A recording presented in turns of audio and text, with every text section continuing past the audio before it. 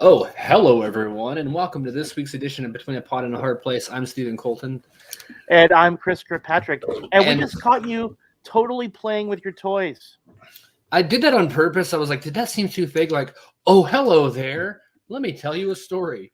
I also have a miniature version of Soundwave. We were talking about this just a minute ago off the air, and so this is the Soundwave. This is a miniature version. I'm not gonna worry about this one because it's too complicated. It's not complicated, but by patience. I mean, I might try to do this throughout the show. I mean, because people that don't know Transformers, he turns into a tape player. I think his name is Blaster, I think. He's like the good guy version of Soundwave, who's also a tape player. We were talking about that before, that I was aware of Soundwave, but I had not remembered there being an Autobot version of a good boombox or whatever. So yeah. I mean, Transformers were a little bit before my time. I know the original toys were in the 80s. That Japanese company, they didn't even have a show or an idea or characters. They just had a bunch of toys. They were like, what do we do with this? And somebody sat in a room for I think 12 hours or something like that and wrote backstories and names for all the characters. And that's kind of where the original Transformers came from. I mean, that's brilliant. And it makes you really wonder if, how many of our TV shows or other things, were essentially reverse engineered, where they already had the toys and they built a show around them to help sell them. So I remember I found that out because I was watching the show on Netflix called The Toys That Made Us. That's right. And there's a Transformers episode where it goes for the full history from the original Optimus Prime truck, just a truck that transformed. There was no backstory, there was no name, nothing. And they just built it. And this one guy created all the names, all the backstory, and then he turned it into a thing. And it was really cool. I mean, I never watched it as a kid because I didn't exist yet. But, looking back, I've always loved Transformers. And the new movies aren't as popular with the hardcore fan base because I guess it never bothered me as much because, again, I never grew up watching them. So I can't be like, you destroyed my childhood and all that. But I don't know. They're fun. And I was gonna transform this thing, but now I'm getting frustrated with the arm. I was picking on you, that I remember Transformers. Corey and I grew up with them. Watched the animated TV show. Collected every Transformers we could get our hands on growing up, but they were complicated, right? I think Transformers today, it really was one of those kinds of things where, they really dumbed down the toy. But it used to be that if you got rid of that box that gave you the instructions on how to put that Transformer together, you probably weren't going to do it right. Corey says that Blaster was in the original animated movie, and he transmitted the distress call when Megatron showed up. I hadn't seen the movie in I don't know how long. I probably have only seen that movie one time, maybe more, but I've only had memories of watching it once. And of course, Optimus Prime, spoilers, he dies, of course, and then I'm like, that's what I remember out of that whole thing. I remember that happening. Why won't his arm go in? I'm really frustrated to the point where I kind of want to finish it just because.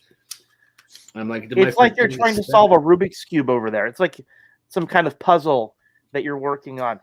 I'll let you go ahead and keep working on it. It's close. Yeah, it's a little wonky. It's a little wonky. Before we go too much further in our episode, I'm so glad that Corey chimed in here tonight because Corey celebrated his 41st birthday on Friday. Happy birthday to Corey. So, yeah. Everybody, spam his inbox and tell him good. No, don't do that. But yeah, that's awesome. I was following that on Facebook and I was like, man, that's all these people live so far away. Transformers toys were awesome. Absolutely. Awesome. Everybody lives so far away, even other people I know, family, friends. And I'm like, no one lives near me. And the people that do live near me, I'm just one of those things. The further away people are, the more I like them. Not that I'll say go away from me, so I like you more, but it just seems like, I've got friends all over the world. Really, I mean, Not that many across the world, but like a couple of people in Canada, a couple of people in the UK, a couple of people in Australia that I know, just online relationships. And it just thinking about like growing up in the 50s or something like that, I'd be like, nothing like that. But no, I get you. It's weird that sometimes the people that are right down the street we take for granted, and then you know. So there he is, transformed. All right, you did it. And I love the button. It has an actual spring that opens, and little cassette comes out. That's cool. He actually transforms as well. I forget his name, but the guy that Corey probably knows, or somebody else out there might know as well. But yeah, he comes out and kind of like runs around and stuff. Well, he doesn't run around. Use your imagination, but I'm not gonna fight with this one to transform him back. It's a little tedious and like just mad. But yeah, there we go. That's cool. And these are the kind of things where if you don't find them in the store right away, you go online and pay like $7 million to find them. Even newer toys, like overall, it seems like there's a plastic shortage. It's just like other goods and stuff like that. Like there's short shipping delays, but I found this one on the shelf. It's like $29.99, but you go on and try. If you can't find it, you're gonna pay $70, $80 for like a $20 thing. Well, you know why? Because they realize, what's crazy is that when I was a kid, they weren't all that expensive, right? But now you're paying for nostalgia. They know that there are people in their 30s and 40s now who are trying to go back and get those toys they loved when they were kids. And we happen to have the money that we can, afford to pay it. So, and I love that they make these pieces to where they can come back together, because you break it, you're like, I remember when I was a kid, everything was bolted together. So if something came off like this, it was broken. Unless it was Legos. Well, I mean, I think we would break out the super glue or something. Oh yeah, and I would lose like say Monopoly pieces. I would be a penny or a button or a paperclip, because we would lose. I think I did break it. You've had it 30 seconds, Steven. Yeah, I know. It's like it's just a round peg. How do I? Oh, there it goes. I fixed it. Okay, there we go. Don't worry, everybody.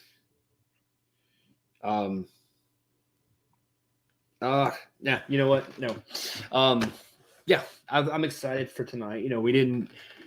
We kind of focused last week on Ivan Reitman and Ghostbusters and everything. And I'm glad we did. It was good.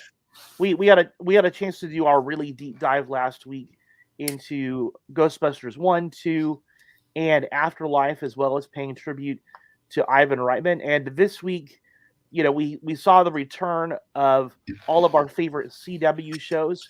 Top of our list is Superman and Lois, so I'm excited about jumping right back into that conversation here tonight. Oh yeah, I mean, and if people notice, I named the episode tonight "John's Powers Are Late," and because we saw a couple of weeks ago how he, took the inhaler and had like kind of intense focus and vision and stuff. And then this week we see so much more. We've seen how advanced his powers are. My question is still, did this this drug really enhance his natural powers and bring them out, or did it create, synthetic powers? We still don't know what's going on there, but we saw speed and strength and his heat vision, because his eyes lit up when he got mad and he almost blasted his brother. So it's like all this happening to him, and his ego is a little bit higher. It's almost like the aggression is coming along with it. But yeah, it's going into a place that we've hoped for, and that he not really accidentally, but he kind of intentionally lied at us, or lied at us. Well, I don't know. We got you. Yeah. It's exciting. Oh, it's great. I really love, my concern had been that they were going to fall into the typical CW show pattern, that you have a fantastic season 1 and then you follow it up with a mediocre, lackluster season 2. And season 2 has been right on par with season 1. And so I've been really, really happy with what they've done with the characters as well as with the story. It's been good, and the story's getting real too. Like everything was good. We thought Doomsday was coming. It's just Bizarro. Okay. And I love where that's going. And there's so many different stories going on, but somehow this show doesn't really lose any attention off of this. Because a lot of shows you watch, there's 2 or 3 different stories, the main story, a B story, and all this stuff. And sometimes these other side stories kind of get forgotten or kind of don't have as much importance on them. But everything that's happening in this show feels important. Everything that's going on, like it's all connected, but yet it's its own thing. So, did we want to jump right into Superman and Lois now, or are we going to do our stuff from the Facebook? Yeah, we should go ahead and post those, I think, because last week, we try to post Facebook group posts every week. So I've just taken the ones from last week and posted them here. I haven't really had too much time to go on and grab new ones. But I wanted to start off by talking about something that happened to me at work tonight. I got $1 million. No, I didn't. I didn't get $1 million. I've seen this guy come to the airport a few times, and I've talked about wrestling. We don't really cover it too much on the show, but WWE wrestler Edge, we'll go ahead and show him here if any of you recognize him. He lives in Asheville, here where I live. Okay. And so occasionally I've seen him in the airport, passing through to fly out to do a show and all this. Well, tonight he was waiting in line, and I actually got to talk to him, officially meet him, sell him a bottle of water, and kind of have a small little chat, which is really cool. Yeah, nice. And it's exciting. I know that doesn't really have anything to do with our group or with Superman and Lois or anything, but I thought, wow, this is pretty cool. I was like stocking some like snacks and things like that, and I saw him in line, and I was like, wait a minute. And I walked up to him like, hey, guy. He's like, what? And he looked at me. I was like, I can get you over here. And I felt so important. I'm like, I'm getting him his water so that he can make it to his show to entertain millions. So it's like, if without me being there, he doesn't get the water, he's frustrated, he doesn't go. And so for any of you that watch WWE on Monday nights, you're welcome. Well, you consider the last time that you had a celebrity come through, you totally missed that it was Mel Gibson. Yeah, so totally. At least this time, that he didn't get past you. No, and I actually told him, I was like, hey man, I run my own register and I stock and stuff, and so he was waiting in the longer line, and I thought, well, I'm not doing anything over here. I saw who it was. I made sure there wasn't a huge line that heard my announcement because I didn't want 30 people to come over, but I thought I'll help him because he is who he is, obviously, and I wanted to take pictures and all this stuff, but we kind of walked together over to my side over there, and I was like, hey man, I'm a fan of yours. I'm really cool to meet you, and I just want to kind of help you out here. I don't want to like raise a big scene. And he kind of laughed. He was like, I appreciate that. And then he like was telling me how tired he was. It's just chit chat, and it was really cool. Yeah, he's a really cool guy. Well, that's an awesome opportunity. Yeah, and hopefully I see him again. Here's a comment from Corey. The Edge, hey, I know you. You do that podcast about cool stuff. Oh my gosh. If he had been like, I know you from that podcast, I'd have been like, what? I did want to get him. Like, I didn't do it today because it was kind of busy, and I don't know how many other wrestling fans were in the airport. I would assume at least 1 or 2 people would have known who he was had I announced it.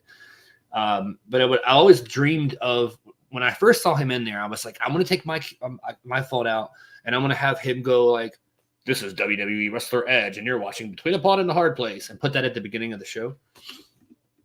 That would have been cool, but I didn't want to like stop him. Like, no, listen here, buddy. You're going to sit here and do this video for me. No.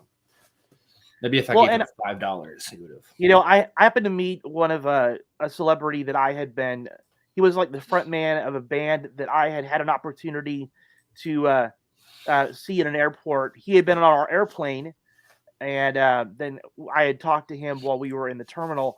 And, I realized that I didn't want to be that fan who just harassed him and bugged him and, asked for pictures and everything else. Not that there's anything wrong with it, but the coolest part for me was that my kids were there and they got a chance to meet him. And we had probably a 3-minute conversation there in the airport.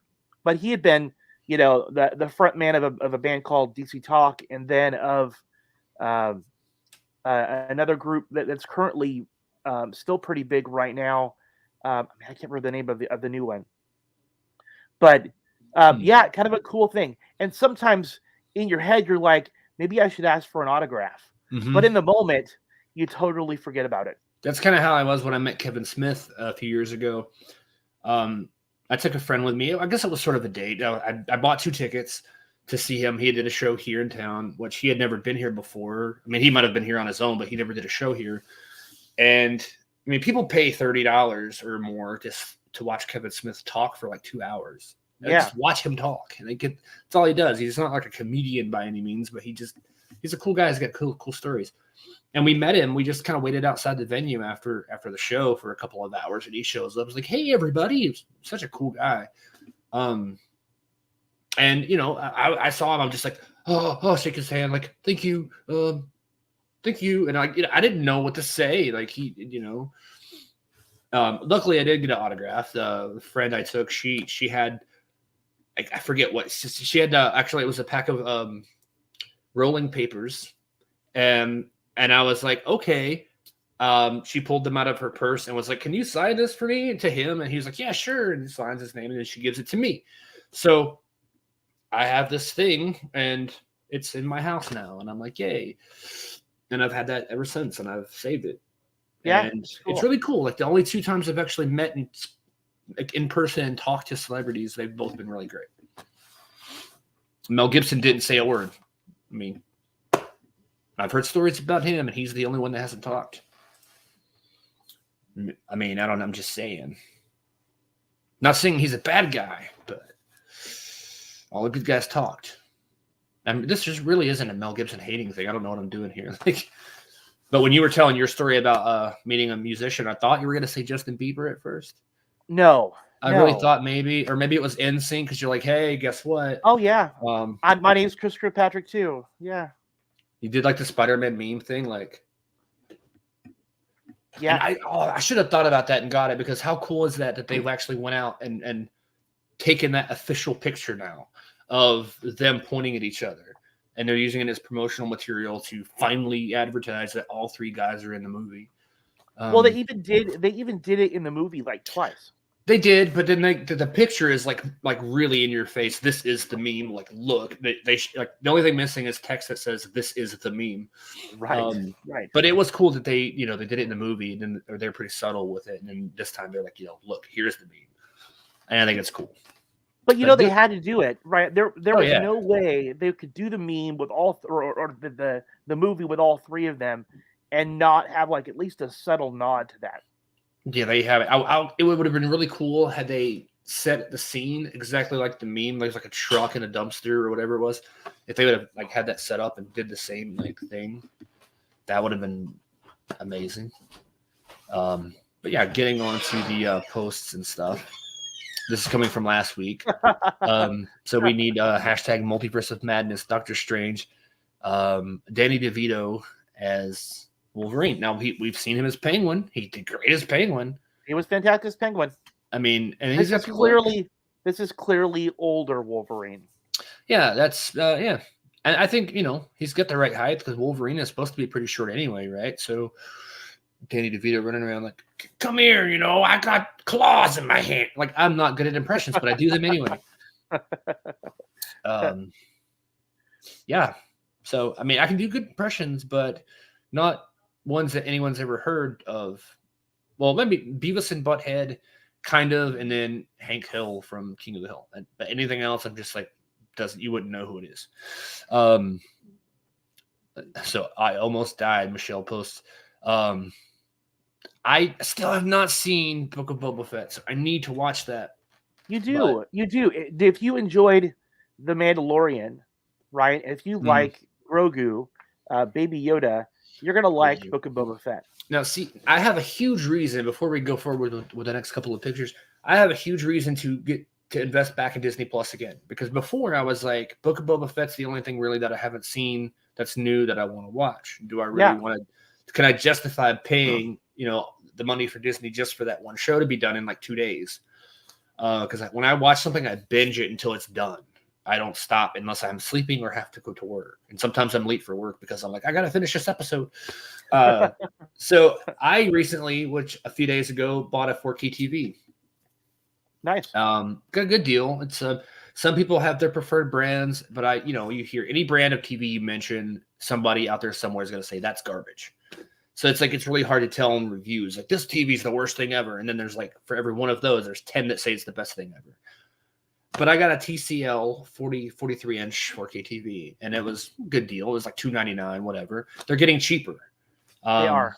A lot cheaper. TCL, I believe, is a good brand. I mean, they named a theater, the Chinese theater has got the TCL name on it, so it's got to be worth something, right? And now I realize that Disney Plus streams a lot of their content in 4K. So a lot of most of the main Marvel movies are in 4K.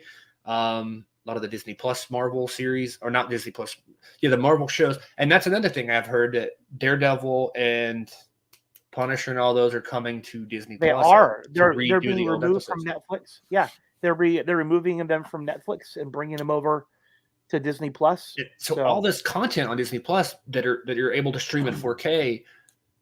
I'll tell you, this is the first time I had a 4K TV, and I saw a clip of Will Smith's Gemini Man from 2018 or something like that. Right. And that movie in 4K looks amazing. I felt like I was, if my TV were bigger, I would think it was right in front of me. The picture is insane. So now I really want to go back and watch all the Marvel stuff, Star Wars, all this stuff in 4K, and it's like blows me away. So I think I'm really going to get on that. Yeah, you either need to have a big giant TV or you need to sit really, really close. Yeah, I really do. I mean, 43-inch is not huge, but I didn't want anything much bigger because, like, I saw an 85-inch TV in Best Buy. I was walking by and a guy walked across the screen. And I was like, what a jerk, walking so close to me. And I'm like, oh, wait, that's the TV. Because for a split second, I had that thought, because it was like, it wasn't the full body image of the guy. It was like from, almost real scale to me. And he was walking and it was like this close to my face. And I'm just like, what? Oh, it looks amazing. Oh, yeah. The 85-inch TV is just way too big. 50. Yeah. You would almost need to you need to make sure you put it on a wall large enough for it at that point. Yeah. I mean, because when you get a TV that big, the little legs that they come with that you can mount them for a table, that can't really support the weight of something that big. And they're not that heavy, but still, the 43-inch, I could carry in one arm. It's just the awkwardness and the shape of it, trying to hold on to it. The weight itself is fine.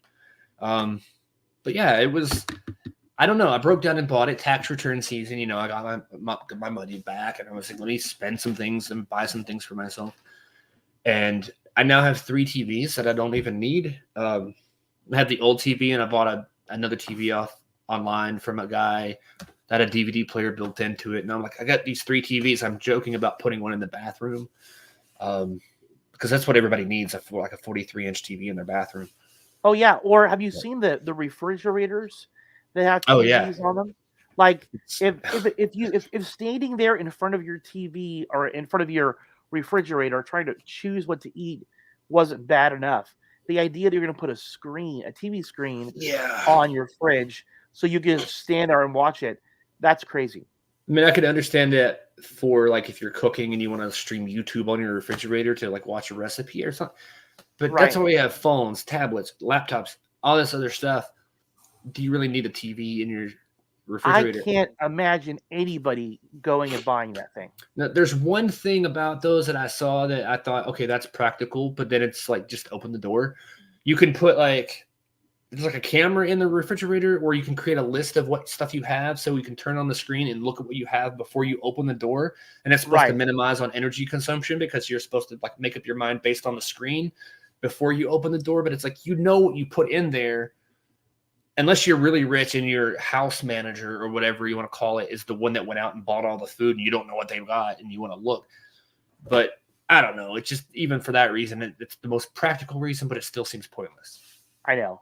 I mean, in my house, again, I don't live alone. I've got my wife and my mother-in-law and my kids.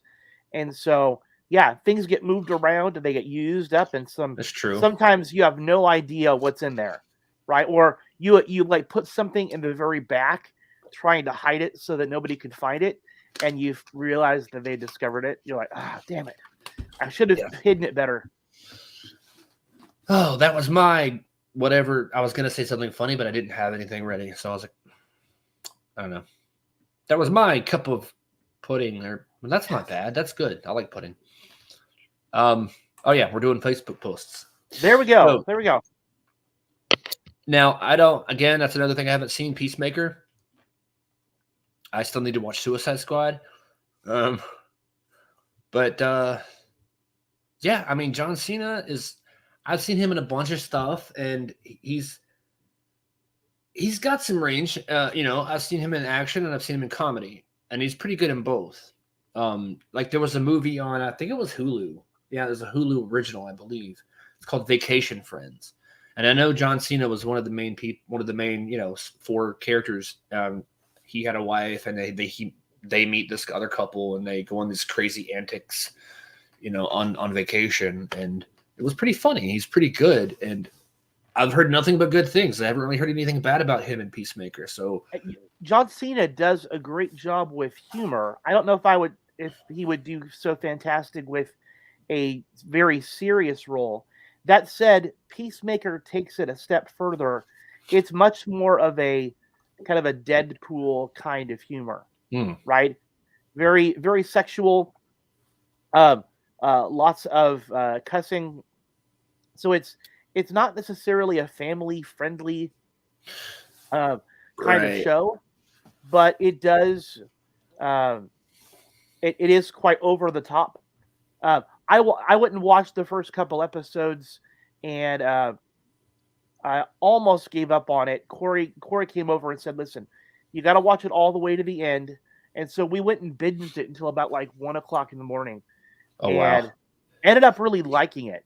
And so if you haven't seen Peacemaker, number one, I would encourage you to do it. Just make sure that you watch it after the kids have already gone to bed, or put them to bed early so you can watch it. It is funny. It does have some really interesting characters in it. The character that I wasn't thinking I was going to like was Vigilante, but he was one of my favorites. So anyway, a good show. And I heard they got picked up for season 2. Yeah, so. I've heard that as well, and I think I gotta watch it eventually. I mean, and I will. I think when I get Disney Plus, I'm gonna binge watch a lot of different things that I hadn't seen yet. Right. Well, and Peacemaker is on HBO Max. So that's right. That's right. The little nugget of just to remind people of is, sometimes you have shows and the intro comes on, and they give you the option to skip the intro. And some people just still do that because, like, I've watched it like 17 times already. Peacemaker has one of those intros where you don't want to skip it. In fact, somebody had said, you're not a real Peacemaker fan if you skip the intro. And once you see it, you'll know what I mean. It's hilarious. It's really well done. That whole do you really want to taste it comes from the opening line of that theme song introduction. So I have to check that out. And I'm sure HBO Max has a ton of 4K content. I'm obsessed with finding 4K content. Just watching some videos on YouTube in 4K. I watched like 20 minutes of a guy walking through Tokyo. And he just walks around with his camera for like an hour, and that's all he does. Doesn't say anything, and I'm just like, wow, go to that Pokemon store. I'm not even into Pokemon, but I'm like, go into that store right now. And it's amazing. So we got another thing. Bill Meachin. He likes to he does these little sketches and stuff, and he'll post a few, and I think that's a pretty cool little drawing in there. Yeah. I probably couldn't. I mean, I might be able to do something like that, but I don't really have the confidence. So I overanalyze myself when I'm drawing. If I don't think about it and just do it, I can come up with some pretty neat stuff. But I don't know. Most of mine is like cartoony, like goofy characters and things like that. Why did the movies come out 4, 5, 6, 1, 2, 3 in charge? You can't really see it because it's a little ticker. I think you said in charge of the scheduling. I was right. What it says, but it's cut off by the little banner here. I thought I love that it's from My Dork is Bigger Than Yours. I didn't even see that. I noticed Michelle had posted it to our group, and I didn't even notice my dork is bigger than yours. That's pretty funny. So I've got to say, Michelle Louise, she actually was my next door neighbor growing up as a kid. So okay, Michelle, if you're watching, hi. So she's a witness to all the times you trapped Corey in things and beat him with things. I'm sure that there are stories that she could tell. Oh wow! So, and here comes the comments from Corey. Probably no, right. 20 youngling memes from Star Wars that you'll feel bad for laughing at. Now, I didn't click on this to see more, but the front cover of it was amazing. Like the first preview of the cookies. And then here's Cookie Monster. I'm just, the jar of milk got me too. I was like, oh, he's ready. Know. He is ready. I know. They're like, not my gumdrop buttons.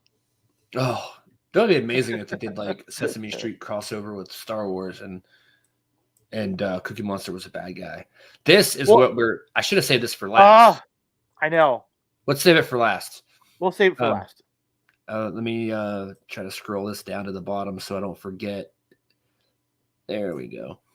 I didn't even realize the order this was in. I was like, no, because I thought I forgot to put that in there. So this was exciting. If you're a fan of Stranger Things, I love Stranger Things. It feels like we haven't got to see one in like 6 years. The news coming out of this is season 5. Now they're coming out with 4 next, but season 5 will be the final season of Stranger Things. They're going to be finished. Really? Okay. Yeah, they said 5 is their very last season. Because the kind of the tagline for season 4 is every ending needs a beginning. And so the 4, Stranger Things 4 is kind of the start of the end, kind of the start, I guess, of the arc, and then drops down in season 5. But volume 1 on Netflix is coming out May 27th. And then they release volume 2 because, Netflix likes to do that. They give you half the episodes. I'd rather have one a week than half at once, half later. Right. Because I'll watch that half in a day. And then so second half will be out on July 1st. Not too long of a wait, just less than 2 months. Really just over a month for, the wait, which isn't that bad. I'm excited because, like I said, I haven't seen Stranger Things in a long time because season 3 came out. What was it, 1982 when it first came out? It feels like it. It feels like it. And so I'm ready for a new Stranger Things. Yeah, I feel like Stranger Things is sort of like, Ghostbusters meets Goonies a little bit. It really is. And looking at the picture here again, we all know about you have the regular Earth, and then you have the upside down. Do we have a left side down and a right side down too now? Because it's like I don't know, 4 different perspectives here going into. Looks like it's the big. I don't know what they're going into, but it looks like it's gonna get really intense. Oh yeah, I'm excited. So who's he? That's Vengeance. Was it Vengeance? Yeah, because like some of these funny parts are cut off by the dang. I know. Let's see here. I had that for a second. That's Vengeance. I love that. I don't know. Because she says it with so much confidence. Like, yeah, that's Vengeance. She's like, who? I know it's terrible, but I can't look at Robert Pattinson even as Batman and not think of Edward Cullen from Twilight. Yeah. I mean, because if they had like the other guy, like the werewolf kid playing like Superman or something, that'd be like too much. I think like no, don't. There are some ladies that would just melt though if you did. It'd be interesting. Taylor Lautner as Superman. They're like, doesn't Superman wear a shirt? He used to. Now he's just got like blue skin, and so this one was kind of funny. It took me a second. I was like, who's that girl? But I realized this was the original meme, and here's Boba Fett, and then you have Obi-Wan, and it's like that's gonna when the Obi-Wan show drops, I'm definitely gonna watch that because I've been really, really interested in how they do that. I forget the timeline of that show. I think it's supposed to be between episodes 3 and 4, set in between that time period somewhere, showing kind of where Obi-Wan went and what he's been doing since episode 3. And Hayden Christensen is supposed to be in this show too. So I don't know if he's going to be, taking the helmet off as Vader and be like all bald and burned and everything, or if there's going to be flashbacks or what they're going to do. Maybe I heard maybe a Force ghost, but like no, at that point Darth Vader is alive still. I don't know. It's weird, and I don't know, but it's interesting that he's going to be part of it. I mean, I think that bottom line, I love Ewan McGregor. He's fantastic. So I think that's great. I'll be honest and say that what Disney Plus has been doing with these shows, with Mandalorian, with Book of Boba Fett, other people would probably talk about like Bad Batch and, Star Wars, the Clone Wars, all of these kind of spin-offs. I think that in many ways, those shows have kind of eclipsed the last 3 movies. They really have. Yeah. I mean, because the shows that I've seen of them so far have been so much better than the movies, and I enjoyed the newest trilogy, whatever you want to call it. But I get why people didn't like it, but I enjoyed it. But the shows added so much more than the movies did. The movies are just like, remember this? Let's do it again. And Luke Skywalker still felt shortchanged, I think, in the movies. What they've done with him, I haven't seen much. Like I said, I haven't seen really any of the Book of Boba Fett, but seeing him come in at the end of The Mandalorian, I was like, wow, okay, well that was cool. Well, and so we see him come in at the end of Mandalorian and pick up Grogu and train him, but we see more of him in Book of Boba Fett. Yeah, and I noticed, I mean, I hadn't seen it, but I heard about that, and I'm like, okay, that's going to make me come in and watch that a little bit, I think. Yeah. And Space Force. I haven't started watching Space Force Season 2 yet. I know it's been out for a little while. I watched the first season, and at first I'm like, okay, I kind of enjoy this, but there's not as much humor as I thought there was going to be. It was kind of... You were saying that Space Force doesn't have enough humor? Well, I mean, I think it has too much humor. Maybe I don't know. I guess I'm like a lot of people were, but I kind of realized halfway through the first season that I'm like, okay, I get what this show is doing, so I kind of was adjusted to it. And but I think too many people expected it to be The Office, and you get a different Steve Carell. He's more like the character comedy of like his movies than what you saw in The Office. If you look at the cast, just about everybody in the cast is known for doing humor. Yeah. Right? I mean, that's really it's meant to be, and it's supposed to be this satire farce. Mm-hmm. Number one, it's poking fun at 45, right? Yeah, the Space Force. Donald Trump's Space Force, boots on the moon. Boots on the moon. They got to the moon in that show. Yeah, I think. It's certainly making fun a little bit of government agencies and all of that kind of stuff.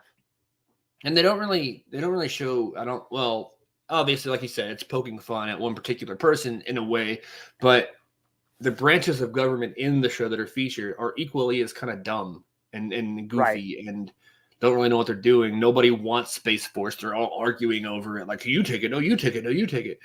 And it's a fun little show. I mean, I'm really excited for season 2. I need to get back on that. Now that I've finished watching all my shows that I've been watching, I need to start catching up on the new shows. So yeah. And the Meg, best shark movie you never heard of. No, I had heard of the Meg, but I never did see it. I mean, it looks okay if you like sharks and stuff, which I don't mind sharks, but I just never caught that one for some reason. I mean, I kind of associate the Meg with like Sharknado 4. I think that's kind of where I think about it. I didn't see the 75,000 Sharknado movies. So, well, maybe not 75,000, but there was like, 12,000 or something of those. It's sort of like Jaws. I feel like if you've watched one Jaws, you've seen all of them. It doesn't quite do it for me. But, I feel like there's something about sharks that has never failed to captivate our imagination, right? Mm-hmm. I mean, I think as kids growing up, my brother and we watched. I don't know whether my parents knew we were watching it or they didn't care. Maybe it was just that generation where you could just watch whatever you wanted to. Despite us having a very conservative, childhood, there were so many scary movies that we watched. Having a video rental place right across the street probably contributed to that. Oh yeah, I'm sure. And I think sharks are like kind of that. They're sort of unknown. Like we know about sharks, we've seen sharks, but it's not something you see literally in your life every day. Yeah. And so that like disasters, you don't see those. You don't see sharks. You don't see other stuff happening in your normal life. Most people don't. So I think that's one of the big appeals to the movie because people are drawn to things that they don't see that are unknown, that are kind of have that mystique to them, I guess, in a way. Not that sharks are such mysterious and like mythical creatures, but I mean, when's the last time you saw a shark just going down the street, Well, or that would be spinning never. in a tornado? That would be never. If I saw a shark, going down the street here in Highland, that would certainly be something. I'm like, you know what? I'm not going to work today. Yeah, the sharks walking down the street. This is either a cartoon. Am I in SpongeBob right now, or what is this going on? If you see a giant 6-foot sponge, I was thinking Jabberjaw. Okay. Did you ever watch Jabberjaw? I don't remember, and I know of it, but I don't remember if I actually watched it. It was sort of like another version of Scooby-Doo, but instead of a hound dog, Scooby-Doo, they had like a great white shark on the team.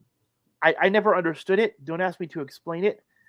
But it was another one of those kind of Hanna-Barbera kinds of shows. Yeah, like purple hippos and just different kinds like of things. Grape Ape or that kind of stuff. Yeah. Those were pretty weird characters, but classic characters too. Yeah. I can't be the only person that remembers that. I vaguely remember it. But here we've got how Stella got her groove back to the future. That's pretty cool. Right. I think that's the first time I saw that. And I was like, wait a minute, what's this girl have to do with Back to the Future? I'm like, what? And I started reading the title and I'm like, oh, it clicked. It's one of those like slow burning memes in my head.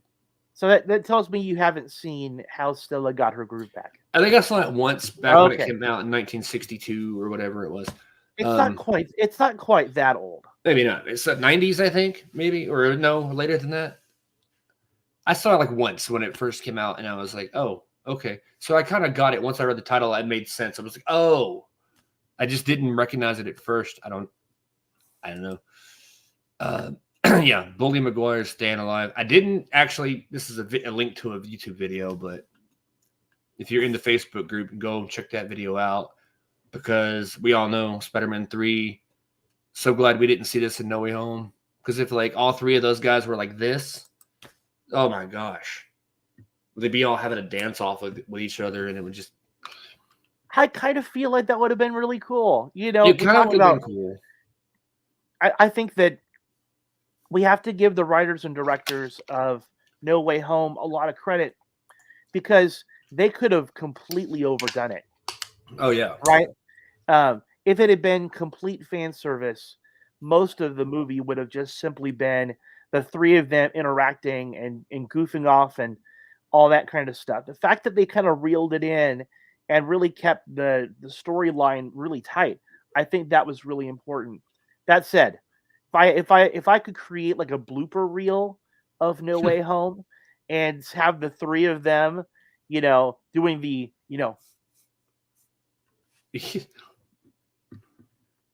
I think that would have been awesome. I would have paid, folding cash money for that.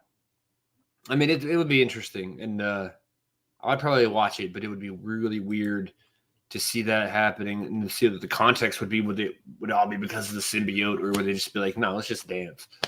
Yeah. Can't wait for the extended cut with 20 more minutes of Garfield and McGuire.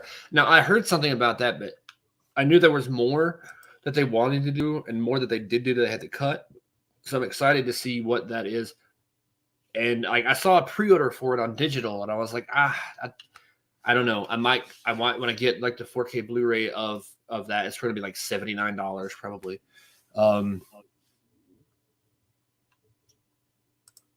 Oh gosh. So Corey makes a good point. He's like, what if they had brought in Toby into the MCU from the point where he was Bully Maguire? That would have been interesting. Like, what are you guys doing here? And he's doing this the entire movie. He's like, they would have pushed him. They would have pushed him back through the hole. That's what they would have done. They're like, quick, push him back, push him back. I wonder what Ned would have said instead of, it's just some random guy.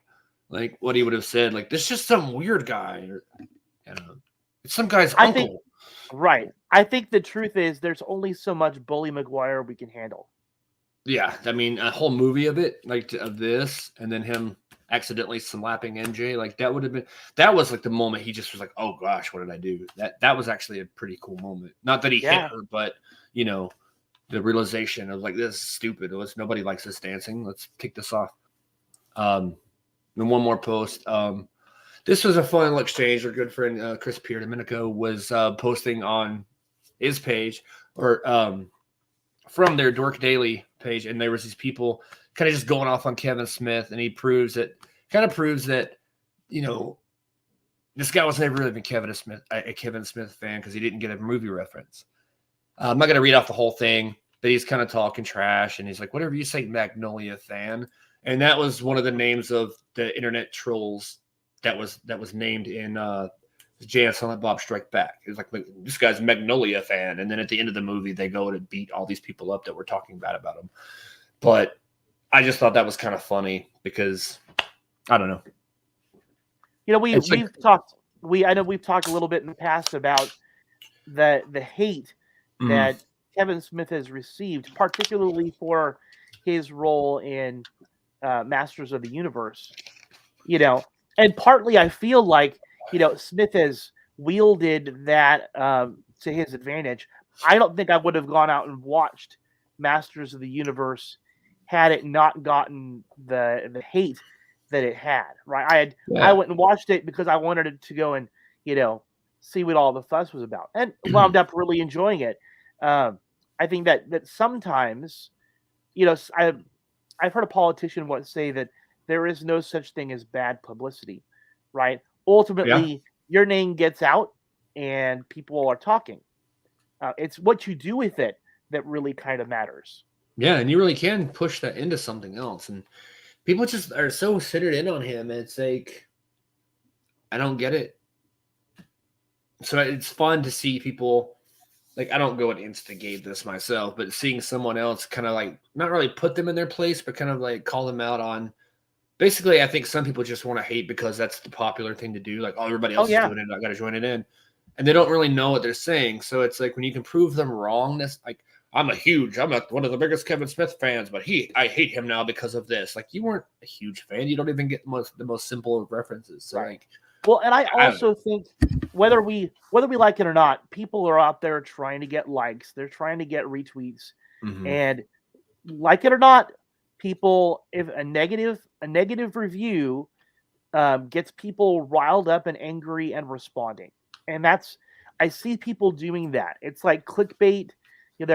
They're doing it because they want to get a reaction out of people. And I think that's a lot of what we see. You know, is there any truth to it? I think, you know, we as a podcast, we've dedicated ourselves to focusing as much as we can on stuff that we love and care about. You know, we could make this just a, you know, complain about things podcast. You know, I don't think we'd be as happy with what we're putting out content wise. But we might get more reactions that way. I mean, we could try it. That guy, Jordan Elsass, he's such a terrible actor. No, he's amazing. What a douche. I'm getting an early start. Yeah. This guy is so not great. He's so young and he's so good and he does drugs. He does drugs, which makes him look cool. But speaking of all that, not drugs and being cool, because that's not cool.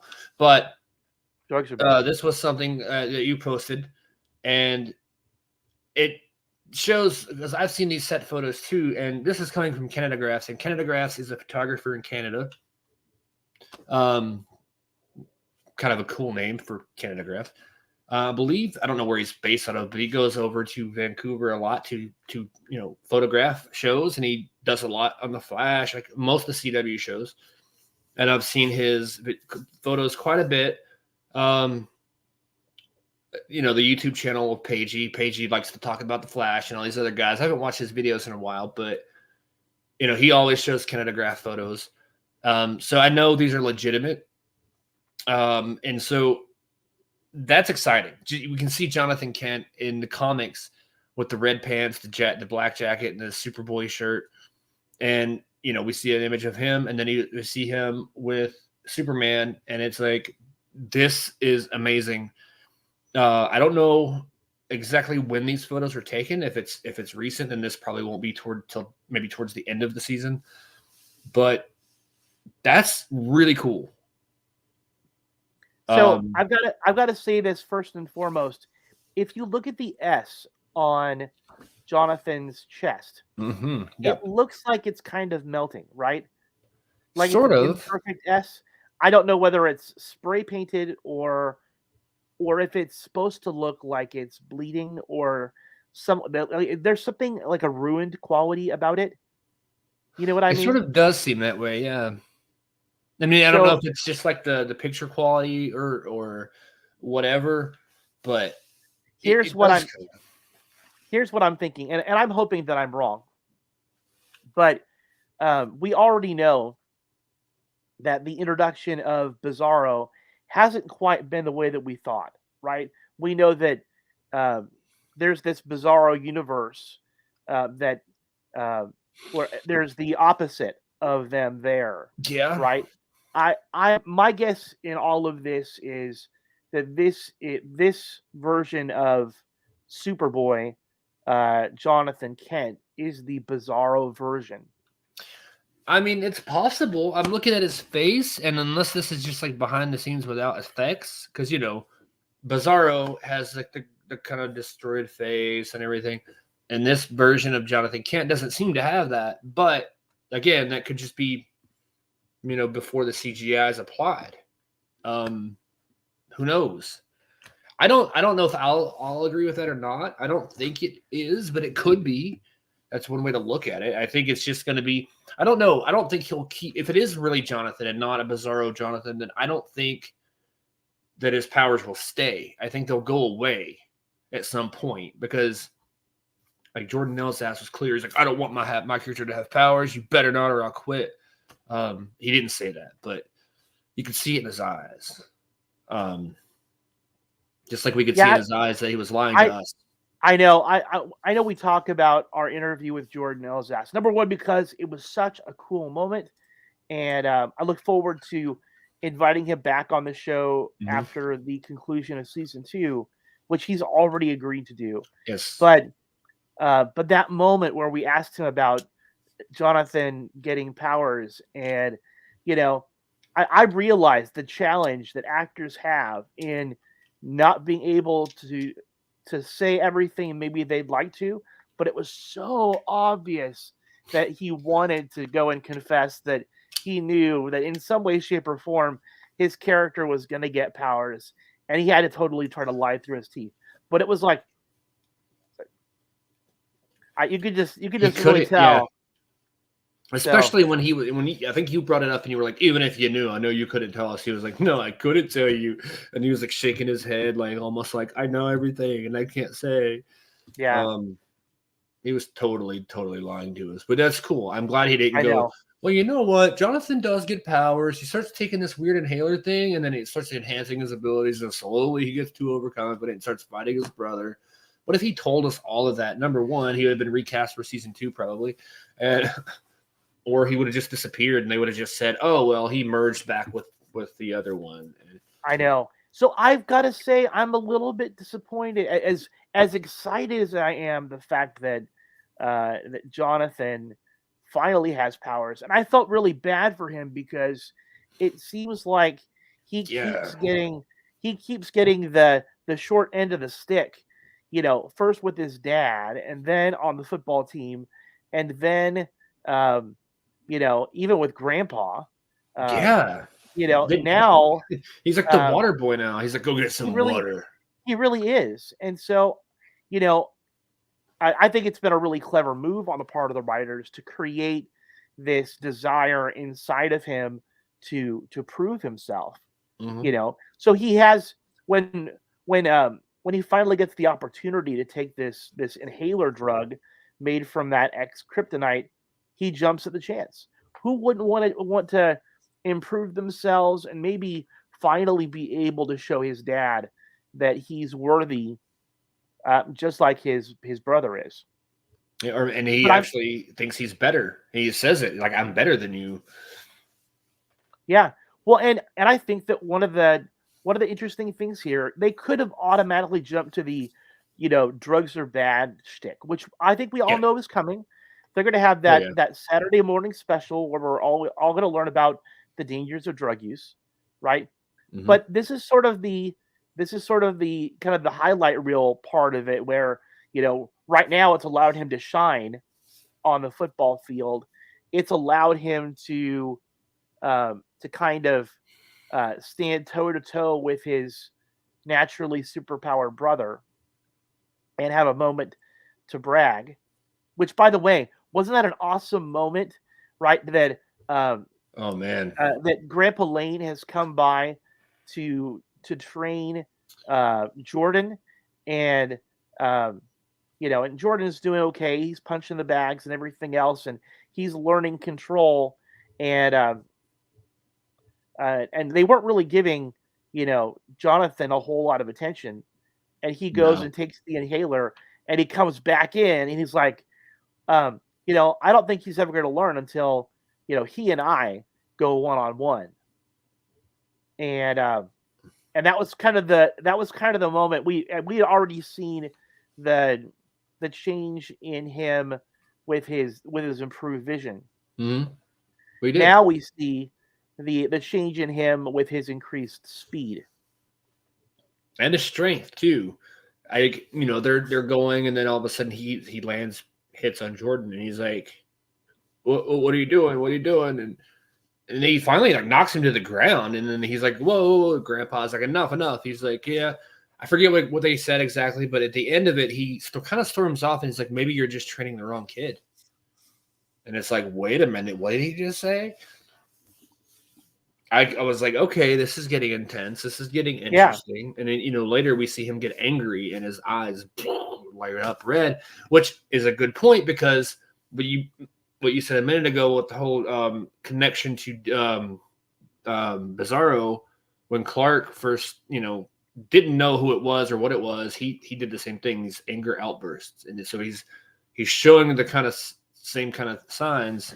So there might be a link to it. I don't know yeah. necessarily that Jordan himself is a Bizarro Jordan later on, but I think there's a connection there. I think he's going to tap into something that maybe he'll be possessed by something or controlled by something, but I don't know. It's interesting that no matter what happens, like, but will we see him fly? That's the question. I don't know. I think that what we've noticed though is the powers that this X kryptonite drug is unlocking in him. They're the powers that Jordan doesn't already have, right? Yeah, Um, so the vision, the speed, um, you know, those are things that Jordan doesn't have, but Jonathan does. I'm gonna say he's gonna be able to fly. I think so. And we're starting to see a little bit like of the same things that Jordan does have, uh, but you're right. Like you know, like he is basically at this point better in terms of what he can do than his brother, and I think that's gonna Yeah, have that attitude shift where like before, John was like, "Oh man, I'm the guy holding the wrench and getting the water," and I think Jordan is gonna become that guy now. I mean, maybe not quite the water boy, but he's no Adam Sandler, but I think he's gonna be less focused on. Everybody's gonna start focusing on Jonathan. He's gonna be like, see, told you, I knew it. I'm the better one. Ha, you suck. I think that Um, what we're gonna see is up to season 2, both Jordan and Jonathan they had each other's backs, right? yeah, And as much as there were things that tried to drive a wedge between them, ultimately they were still on the same team. yeah, Um, I think that what we see here in season 2 is that that Jonathan's quest for power and strength. I think that's going to ultimately push them apart, right? This whole Cain and Abel kind of duality with them.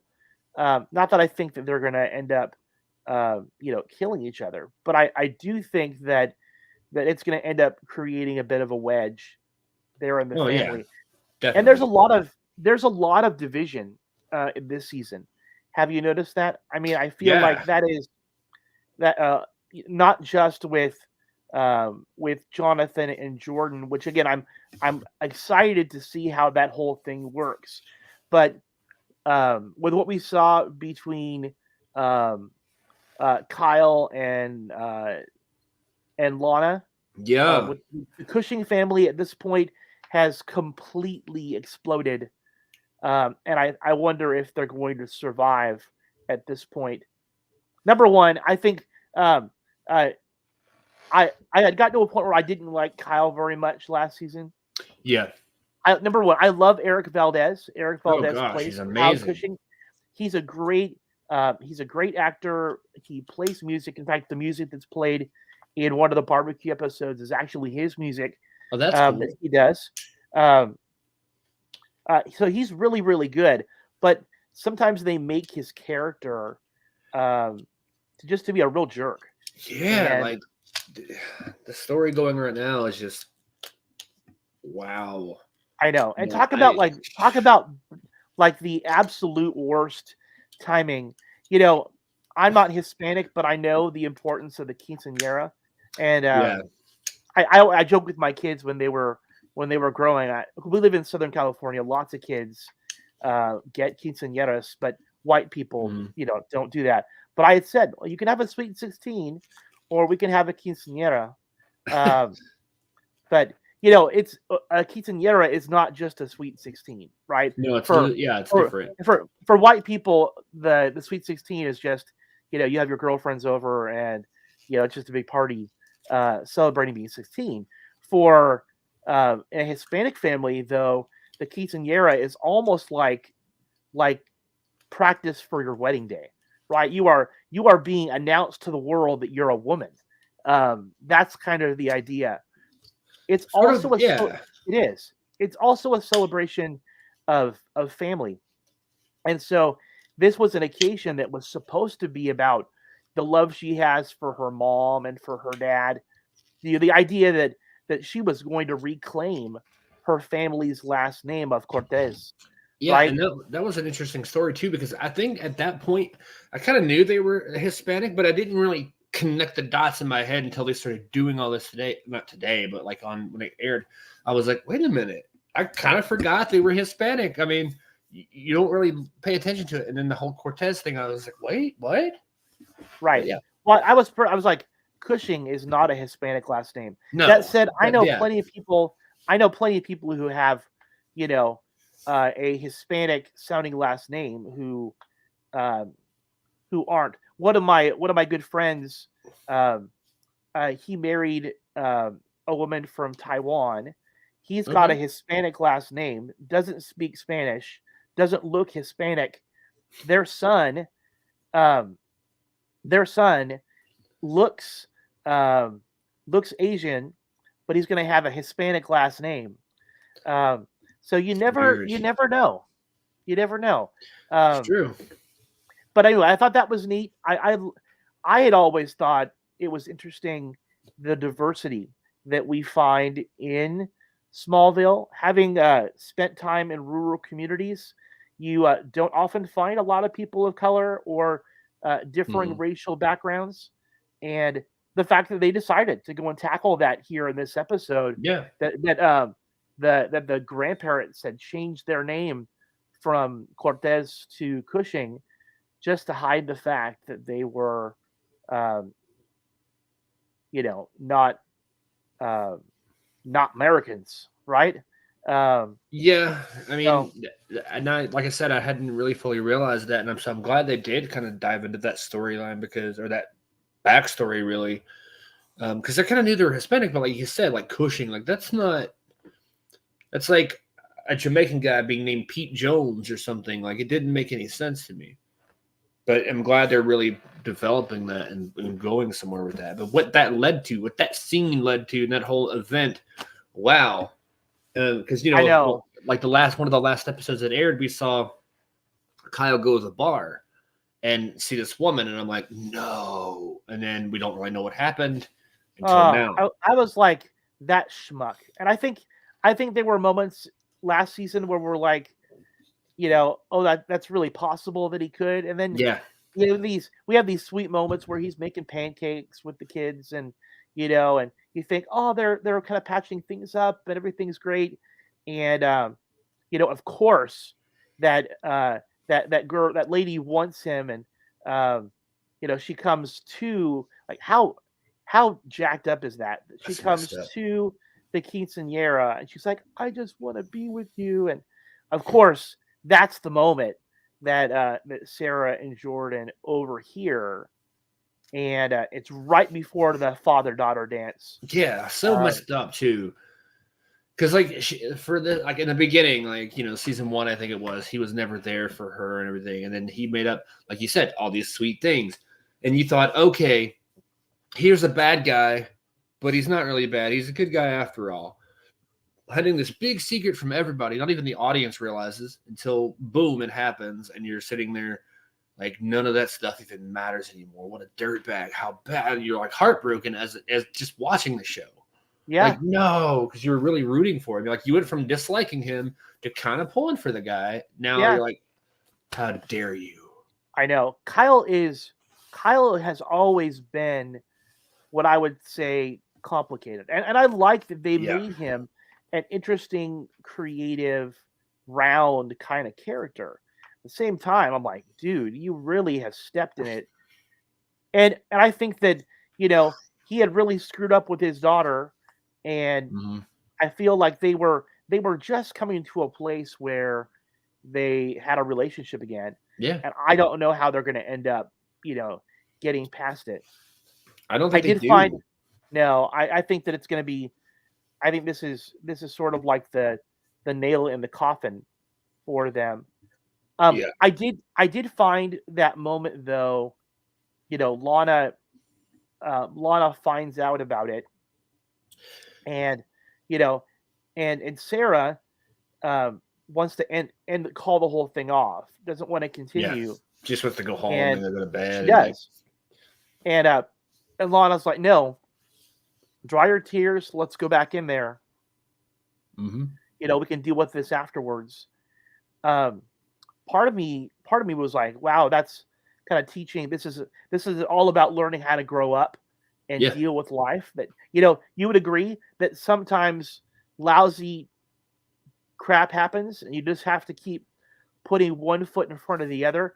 Her mom was teaching her a lesson. I think on the other side of things, I don't want to believe it, but I also kind of feel like she realizes this is also a political event for her. And if everything blows up right in front of the guy that she's, competing against to become mayor, it would make her look really bad. And so at one point I thought, oh, this is really, really strong. And at the next, I kind of feel like Lana's afraid of looking bad. Partially. Well, right? I didn't really think about that when I watched it, honestly, but now you make a good point. I mean, because, you got that other guy that's after her spot or whatever that's running against her, looking for any dirt he can. And so it's like she knows this, and she's like, let's not talk about this right now, because that guy could be in the bushes with binoculars or something. Like, let's not, and it definitely is going to come out. I mean, nobody knows right now except for a few people, but it's not going to stay hidden very long. Right. Well, and I think what we heard was that this lady, I think one of the reasons why she had come there to the event, other than to let him know that she still loves him and wants to be with him, is that she said that she had told her girlfriend about it, and I guess the girlfriend had gone off and had tried to sell information to the other guy. So we know that he's gathering his dirt, to use as a weapon. It's going to come out publicly, right? They're going to try to keep it in their wraps, but it's going to get out. And they'll try to deny it. They'll probably play the happy family for the cameras and on it. That would be such a nice, side of the storyline. Like, oh, everything's fine. Camera goes off. How dare you? Oh, yeah, we love each other. Like, that dynamic, and it's going to boil up to a point where they're just like, we can't take it anymore. And then she cuts Kyle's head off with a sword. Or maybe not that extreme, but. So I'm sure we'll see a lot of the fallout kind of come about here in the coming episodes. I think we've always wondered that if Kyle and Lana's relationship were to fizzle, and if Clark and Lois's relationship was rocky, if that might cause Clark and Lana to get pushed back together. I know that there have been some people that were hoping for that. I'm still hoping that doesn't happen. Yeah, I mean, I part of me wants to see it because I'm like, it's like the Smallville show. But then the other part of me is like, enough of Clark and Lana, no more. We had 10 years of that. Well, like 7 years of that, and then the last couple of seasons he was with Lois. But still, we had all these years of Clark and Lana. Lana, let me come help you. Lana, oh my gosh, it's like really. What Lana I want always seemed like she needed help, right? And it's like, I don't know. What I really want for Lana is for her to finally be let into the circle. I think that Clark has called her repeatedly his best friend, and considering there are people the circle is widened as far as who knows his secret identity. I think she deserves it. That's the way that I see it. Is considering how close their families have been and everything else. She's been the one person who has been, I think, consistent in his life longer than just about anybody else. Yeah, I mean, his parents are gone. He still has his Kryptonian mom and a little hologram, but he hasn't known her, but like maybe 2 weeks, 3 weeks, a month, whatever. And so, Lana is pretty much the only person in his life that, well, not the only, but the one he has known the longest. He knew her before anybody else. I think she should know, honestly. The fact that she doesn't is a little weird. It's just, I mean, even Lana in the Smallville show found out kind of on her own. I mean, she eventually saw him doing something crazy, but for Lana not to know in Superman and Lois, it's like, I think she needs to. I think she really does need to. Right. That said, we don't know as if the Lana from Supernatural from Smallville is the same Lana in this continuity, right? Mm-hmm. I mean, I think that Smallville Earth is a different Earth. Yeah. Or at least it was pre-crisis. It was. I'm glad you brought that up because I was going to try to mention it at some point. I was reading an interview with Superman himself, and he was talking about, somebody asked him about what they brought that up. Like, wait a minute. So you had one kid and now you have two kids. Like, what's going on? Why is there no tie-ins with the Arrowverse and this and that? And he basically said, from his understanding, that it's kind of like a reset. It's almost like none of that happened, and the Clark we're looking at now has no memory of any of that. Not that it didn't happen, but he just doesn't know it happened. Sort of like how everybody, forgot until Martian Manhunter brought their memories back. So it's kind of like his mind has been wiped, and as far as he knows, he's had this entire life with all these kids, or not all these kids, but 2 kids. And I was like, I don't know if I like that answer. I don't like the fact that this is just reset. There has to be a connection. There has to be a link somewhere at some point. Crisis didn't just change their entire backstory, did it? I mean, it could have. It did. It did, but there's got to be some connection of Martian Manhunter going, you don't remember? No. Holy crap! Something to where they still have their lives now, but they know of what originally happened. Right. I mean, I think that the CW has enjoyed doing the soft reboots a little bit. They've liked playing with that. the Flashpoint, right, for the Flash was one of those moments where they were able to kind of mess up things that we had known before. And I think that Crisis did the same thing. I think almost to an even grander scale. But it makes it hard if you are trying to base this show off of what had happened previously. It doesn't quite work, and it kind of just it throws us off a little bit. I still want there to be some continuity with the rest of the universe, but and part of me is like missing that. And we did see John Diggle come in for a minute, but like he was barely there. He's like, I need somebody to help me with this green ring. You can't help me. All right, goodbye. And that's pretty much all he did. Now there's rumors that he's going to have his own show and everything. I don't know. I don't know what's going to happen. We need to get Mark Guggenheim back on here and ask him some dirty little secrets. I would hope that he will be able to tell us at least a couple of things.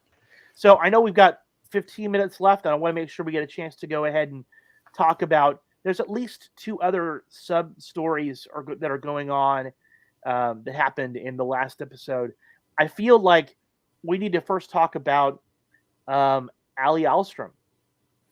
Yeah, and I do want to quickly put up Corey's comment though, his thought on a story plot. That what if they use the inhalers to kind of give John Henry Irons like heal him, give him powers like that. That's an interesting take on what could happen, and I hadn't considered that. I think it would work for sure. Well, I think we don't know. There's still a lot of mystery about those inhalers. Yeah, right. That we don't, that it's unpredictable, and so going and giving somebody drugs, not knowing what might happen or the possible side effects could end up causing more harm than good. And I think that's what we're going to see with Jonathan is right now he's getting everything that he wants. Right, he gets the attention on the football field. He gets his grandpa's attention in training. He gets a chance to unload on his brother and still kind of keep it hush hush from the rest of the family. But just like that old Chinese proverb says, be careful what you wish for. You just might get it. I think we're going to start seeing the dark side. And like inhalers. The effect that it's had on Jonathan kind of reminds me of the Red Kryptonite from Smallville. Yeah. Where he already had his powers, but the personality change where it's almost like he's not quite as bad. Because Smallville, he jumps on a motorcycle, steals his dad's credit cards, and goes off and buys it. But it's kind of the same. It's a very similar to like this because he's an entirely different person almost. But yes, the kind of subplots and stuff. I think we should definitely talk about those. So as far as Ali Alstrom, who's this I guess self-help guru, cult leader. Yeah. At first, I had thought she really wasn't going to be much of a part of the story. I just thought, okay, so she's manipulative and controlling and super intelligent, but I didn't think that it was going to go in the direction that it did. Right. Yeah. Yeah, we see Chrissy go behind Lois's back and really do something stupid, right?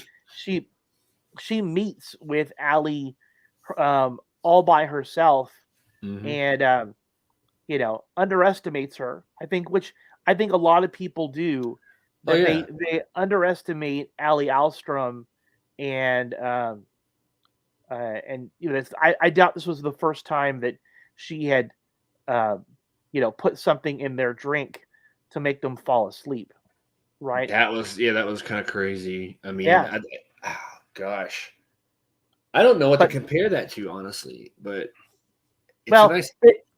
it's funny because it totally reminded me of that scene from the Doctor Strange movie where he's in Kamar-Taj, and the Sorcerer Supreme gives him the tea. And then she separates him from his body and puts him in his astral form. And he's like, what was in that tea? And she's like, it's just tea and a little honey. But it was the same kind of thing. Chrissy wakes up and she's she's like, she's telling the truth. She saw this mirror dimension, but she was pissed that she got drugged, and she's realized that Allie is far, far more dangerous than anybody had really thought. Definitely. I mean, and that's what got me was like, is this girl magic? And because she did see like a mirror verse or whatever, and so it's like, did she see the Bizarro world? Is that what they're looking at? Is that how they connect together? Yeah. And even So if we that, know, it's just like, how does she drink tea or not tea, but that was a different thing. But like, how does this drug take her to this place? That's what. it did. The drug didn't. The drug simply was a way to incapacitate her, so Right. she couldn't resist. Right. Oh, that's true. Yeah. So that was it. It was just simply the easiest way for Allie to get her way over Chrissy. She might have argued or fought back, but if Probably. you force somebody to put the pendant on, that was sort of the situation. She didn't want to give Chrissy the choice. That's true. Yeah. So the pendant, in my opinion, that's really the key. We know that that's the same pendant that Bizarro Superman was wearing. Mm-hmm. And I think it's currently in the hands of the government. It's the same pendant that's been passed in the family of Ali Alstrom, and she's had it since her father died, and it was passed on to her. We still don't really know, though, what that pendant does or how it works. What we do know, though, about Ali is that Ali Alstrom is one of the names of the character Parasite. Okay. Yeah. So, what do you know about Parasite? Not a lot. I mean, I know of the character, but I don't really know much about it. I don't remember. I mean, I probably did, but I just don't remember a lot of it. Right. Parasite is a character, and it's been played by numerous people, so it's not just one person. But one of the people that's played it as a character is Ali Alstrom. So I don't think they're going to bring Ali Alstrom into this and not have her be Parasite. But the idea that Parasite is able to drain the life force energy out of a person. Okay. Yeah. And over time, it sort of not only gives her extra strength, but kind of transforms her body into that of like a monster. So it's possible that she seems like just a normal self-help guru, here on our side of Earth, but in this alternate reality, we see how she's taken over. And Corey asks, is the pendant technology or magic, kind of like Eclipso's diamond? I don't know. I think maybe a little bit of both. Yeah. I mean, honestly, I think that's what have we found is that magic is magic in itself is a form of technology. Yeah, right. And especially like when you mix in Kryptonian and everything, it just magic is just technology we don't understand yet. Not yet. I'm working on some stuff no, I'm not. But be cool. Anyway, I'm excited about where that's gone. We certainly have seen we certainly have seen how lies and deception have made things a challenge, both for Chrissy and for Lois. If we thought that they were going to be this dynamic duo, power newspaper writing couple, friends. Yeah. It seems like their dynamic has been much more confrontational. But I think her realizing that there's more than meets the eye when it comes to Ali Alstrom, Chrissy might be more understanding of the situation. We'll see how that works out. Yeah, it's definitely interesting. That's something like when we first started talking about the show tonight, like all these things kind of interconnect in some way, but yet they're their own thing at the same time. And I love that about this show. It relies literally on itself to carry itself forward. And it doesn't really need all the crossovers and all this stuff, which they were going to do before, I guess, the pandemic and everything. They had planned for Superman and Lois and Batwoman, I believe. Or was it Supergirl? And there was supposed to be some sort of crossing over, but then they couldn't do it, so they didn't really focus on it. They just kind of forgot about it. So, I mean, I don't think we're ever going to not see more kind of blending with that show and the other shows. But I think at this point, like, they haven't needed to. The whole first season, they wanted to go out there and be like, look, this is us. We're not the Barry Allen and Friends show. We're, us. This is us. And then I think they couldn't do the crossover. And I think maybe they should just stay that way for a while, but you really do want to see it connect. I'm just dying to see like somebody acknowledge the fact that there's supposed to be one kid and not two, and they're supposed to live in the Smallville house, not some random house. Like, your house is different. Like, that somebody that doesn't realize, they don't know, like, why is your house not yellow? Or like some little thing that they mention and they're like, what are you talking about? And then it kind of like goes from there. I don't know. I don't know if it's silly to want that, or if it, or maybe that won't happen. Maybe everybody just thinks that that's their new world. That's what they created when they brought everything back, and we just have to accept it. Which, if that's the case, oh my gosh, why? Why do you do this to me, CW? Why? See, I really feel like part of the reason why they brought John Diggle in last season was to let us know that while they're not going to do a major crossover, right, a crossover is still possible. Yeah. And even the idea that, of John Henry Irons and Natalie coming through that interdimensional portal lets us know that technology exists to go and travel in between worlds, and that those other worlds are still out there, right? Yeah. So it doesn't shut the door on it. It's true. I kind of feel like, considering how Superman and Lois is sort of like a younger cast, and Stargirl is a younger cast, I would really like to see those two shows cross over. To me, that would be a lot of fun.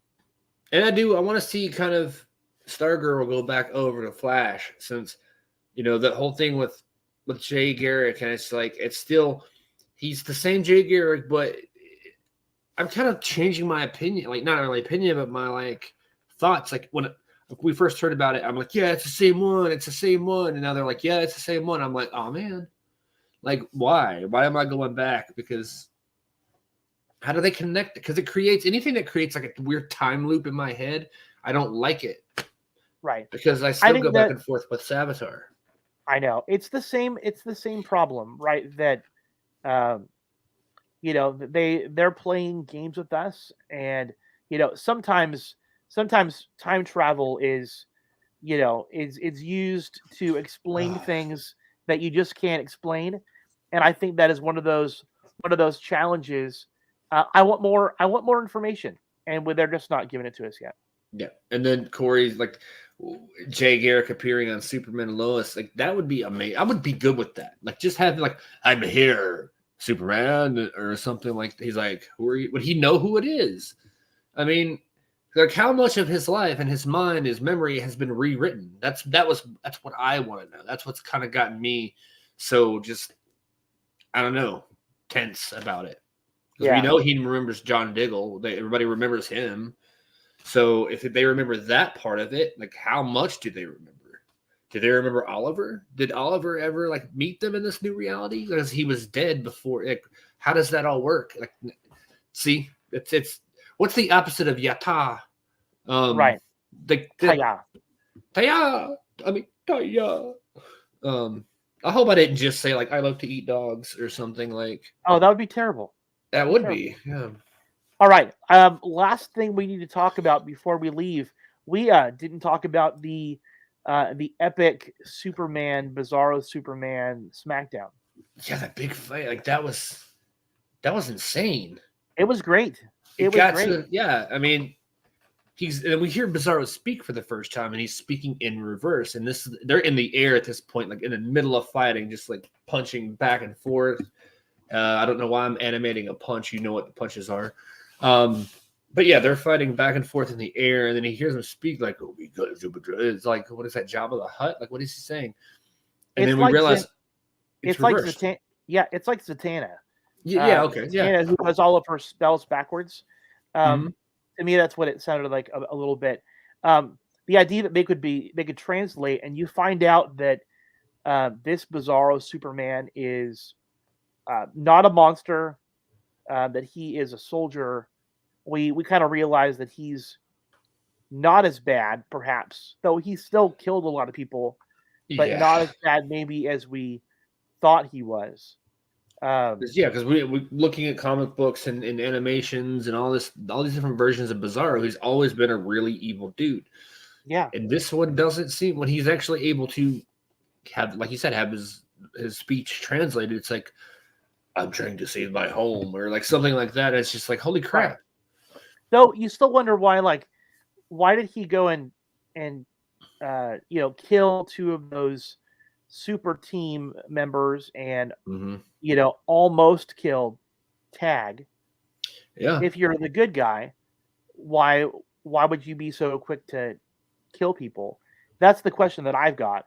But I think they've really been, one of the things we've found a lot here, both in season 1 and season 2, is the idea that the writers of Superman and Lois enjoy misdirection, right? You think it's Doomsday? Nope, it's not Doomsday. It's Bizarro Superman. You think the Bizarro Superman's going to be the big bad?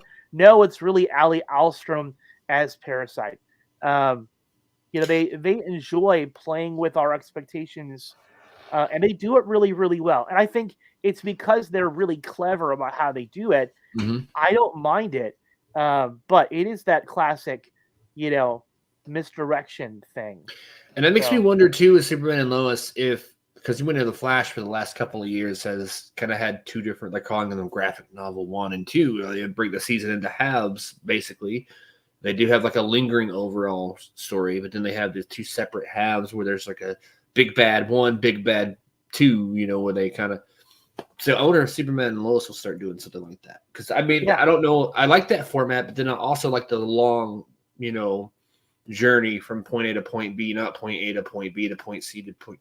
I like one completely understandable, like, sensible storyline without having to like rush to beat them in half the episodes and then rush to beat the other one in half the episodes. Right. Especially if you just talk to them and let them go like Barry and Iris do. Right. Well, it's like, Barry and Iris are sort of like, we just love you and we just want to hug you, and we just know that by doing that everything is going to be okay. Yeah. No, that's not how the world works. No. Not at all. But Superman and Lois has been fantastic. It is lived up and continues to live up to my expectations. So if you're not watching Superman and Lois and you've listened to our podcast to this point, what are you waiting for? It is a great show. It certainly does honor to. I posted earlier today on our group page about the different people who've played Superman and Lois. Yeah. I think that I can't talk about Superman and Lois without, remembering, the OG Superman and Lois, Christopher Reeve and Margot Kidder. I think they were the fantastic matchup that I really compare all other versions of Superman and Lois to. It is funny though that different people have their favorite, Superman and Lois. Some people think Bitsie Tulloch and Tyler Hoechlin, they're the perfect version, and I really like what they do. Some people pull out Dean Cain and Terry Hatcher. Yeah, that's an interesting one too. Yeah. I'm not all that crazy about. I like Henry Cavill. Not so crazy about Amy Adams as Lois Lane. I liked her as Lois Lane, but I think she just doesn't. She hasn't had enough time with it, maybe, or I don't know. I can't really say. I like Amy Adams in general, so that's why maybe I'm like leaning more like yeah, how dare you? She's great, but I don't think she's the best Lois Lane. If I made a list and I had Margot Kidder, Bitsie Tulloch, and Amy Adams, I would still put Amy Adams at the bottom of that list. Yeah, but those, I would agree with that. Probably, I would put her under the Smallville show too. Like as far as like couple, not that she's bad for me personally. I just I don't know. I like those other versions better. Maybe Terry Hatcher, I don't know. It'd be like kind of on par, I think. I like Terry Hatcher a lot as Lois Lane, but like to me, the two of them are like kind of like even. I don't know. There's like Superman Returns, like that was we forget about that one sometimes. And it's I keep forgetting he had a son in that movie. Yep, a son with super strength. Yeah. So yeah, what was that kid's name in that movie? I can't remember. I don't know. Like probably Billy or something. But yeah, that's technically Superman 3 though, right? Because the Superman Returns is supposed to be like a sequel to Superman 2. Like it might like an alternate Earth sequel maybe, but yeah. I can't wait to see season. I was like, I can't wait to see season 3. Season 2 isn't even finished yet. I can't wait for season 2 to end so that we can talk to Jordan again. But I know he's going to be coming on at some point, hopefully between season 2 and 3. Hopefully we can catch him while they're on a break or something, probably in the summer, maybe. Yeah. So that'd be cool. Yeah, Corey's like Erica Durance was a good Lois in Smallville, but she was like 10 years older than Clark. She wasn't 10 years older. She was a couple years older than him though. Which was weird. She was in college and he was in high school. I'm like, these two people are gonna get married. She's like 19, he's like 17 right now. This is weird. But of course, by the time they get to season 10, you're like, oh, it's so perfect. They were meant for each other. I don't know. Yeah, I think we pretty much covered everything this week. Yeah, I think we're good. Now we can all watch me do this one more time. So no. But I did get him completely finished, so yay. I had faith that you would figure it out. I also have a miniature Optimus Prime that does transform. This one's not so bad, honestly. He just kind of spins around. And he's pretty much finished. By God, Steven, how many toys do you have? A lot. I was joking like last night with my roommate. I was like, I could open up a toy store. And I was kind of looking at it like a Blockbuster Video, but for toys. Oh, there you you could go. rent toys and like play with them and take them back. And I mean, I've got wrestling toys. I've a really cool. I didn't have it out today for the show. I should have brought it out to show. It's like the symbiote suit Spider-Man. In the packaging I saved, I mean, I opened it, but I saved the packaging. It's got like a 90s Spider-Man, almost like the cartoon series like theme. And I have the armored suit Spider-Man. I don't know if many people remember that one, but he had this like weird silver armor over black. And I had an action figure of that. So I've got a lot of stuff. I collect action figures. I'll buy like one action figure, say like a Superman. He kind of lives by my computer. So I'll buy something like this, and then the next day I'll buy like 4 more of a different thing. And it's like an addiction. I keep buying. Some people like baseball cards. Some people like Girl Scout cookies. I buy action figures. I don't know. I have a lot though. I have a lot. Yeah. Although I don't know if you can count Transformers as action figures, but they're action figures. They're not dolls. They're toys. No, they're not. They're not. They're the toys that made us. Watch it now on Netflix. Right. Not a sponsor. I really like that show. That was a good one. It is good. So I feel like we would be remiss if we didn't remind people that if you guys haven't already done so already, make sure that you go to YouTube, Between a Pod and a Hard Place, and hit that subscribe button. All right. You can see right down there. Right. And we want to thank everybody for joining us live here for the show tonight. It's always a pleasure. We love it when people interact and leave comments. Like Corey here, girls have pillows in their bed. Steven has Transformers.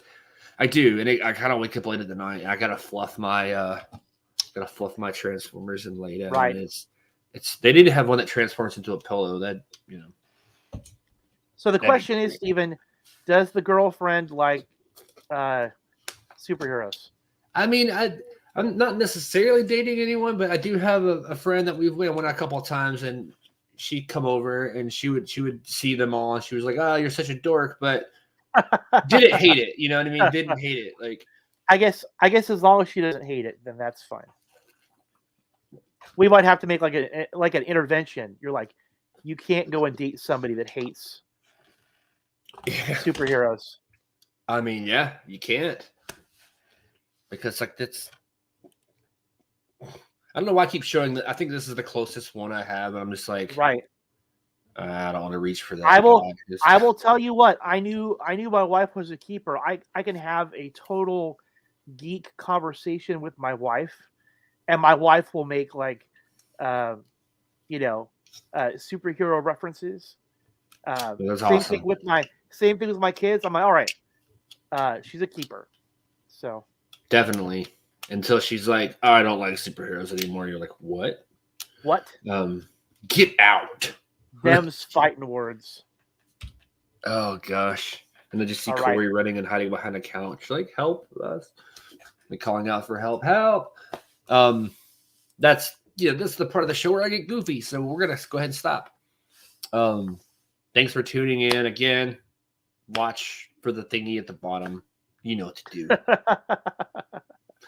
Oh, you know what to do. That's such a good way to end. Like, hey, what to do. It's a very flippant ending. It's like, yeah, whatever.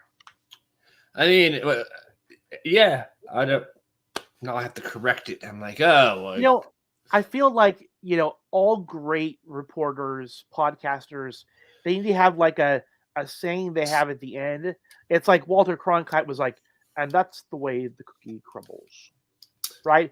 Maybe we need to have our own kind of saying that we say at the end, like, that's all, folks, or I don't know. I have to find a talking pig for that one. Gosh, now I'm trying to think of a cool thing to say at the end, like, it is the end. Click. That's kind of all right. How about this one? Total ripoff from the Truman Show. If I don't see you tomorrow, good morning, good afternoon, and good night. That one could work. Yeah.